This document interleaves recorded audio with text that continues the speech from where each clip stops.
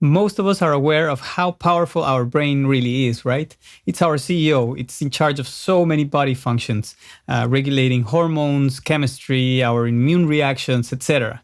But I think very few of us are aware of the latest research regarding the heart, which appears to be an even more important organ inside our body. Before we get into it, I definitely have to give credit to the people who have revolutionized our concept of the heart, because we've come from believing the heart was just a pump, right, back in the day, and we know now that that is just really not true. And one of the pioneers is Rudolf Steiner, which was one of the first people to ever mention that the heart is not a pump. For those of you who don't know him, he's the founder of biodynamic farming, which is basically a way of farming around the moon cycles and around the natural cycles of the earth. And he's also the founder of Waldorf schools, which if you're into education, you might recall. And he is also the founder of anthroposophic medicine, which is a very powerful system of medicine, alternative medicine, that is. Now, coming back to the heart, there definitely was a lot of wisdom in what our ancestors, the Cherokee, used to mention Shante Ishta, which actually means the eye of the heart, or the opening of the heart with compassion so that you can release judgment and experience happiness, love, etc. Now, science seems to be catching up because they have researched and determined that the heart might have a lot to do with our personality. In fact, a lot of people who have had heart transplants have come out and experienced and acknowledged that they now have different tastes in food, different perceptions of the world, and they even have some memories that are not theirs. The most famous case was of a young girl, an 8-year-old.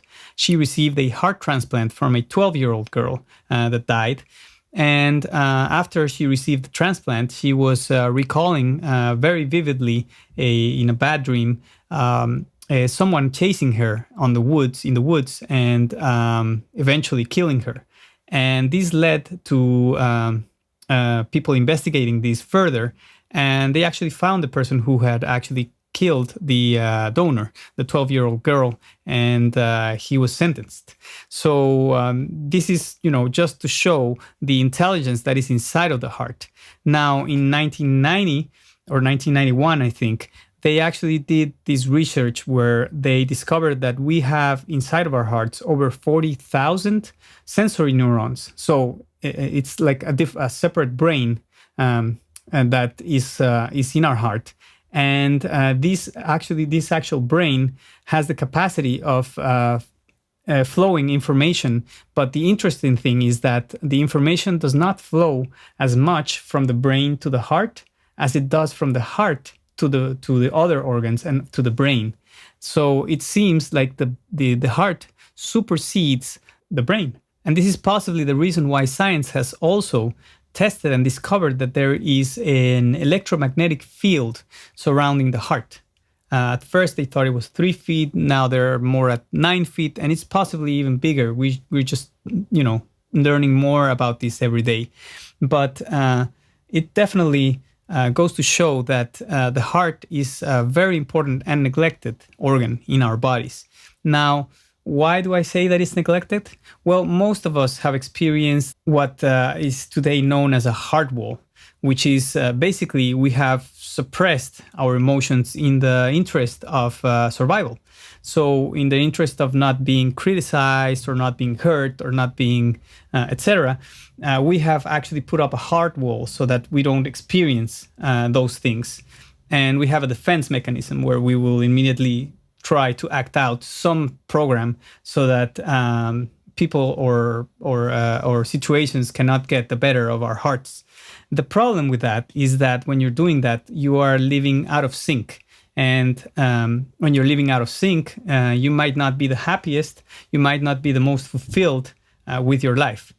And this is probably the reason why you see so many people, including the people who have wealth, that are rich financially or in other aspects, but they are very poor or they are bankrupt spiritually. And this is a reason why it becomes so important that you establish that connection again, that you release that heart wall and you start living from your life purpose and your conscious wishes and desires. So you can actually access intuition on demand, you can access happiness on demand, or what Gandhi used to say, satyagraha, which is love force. Anyway, I hope that this has been helpful and you can work on that. And if you do, please, by all means, let me know how it goes. Please like and share with anybody you love, and I'll catch you on the next one.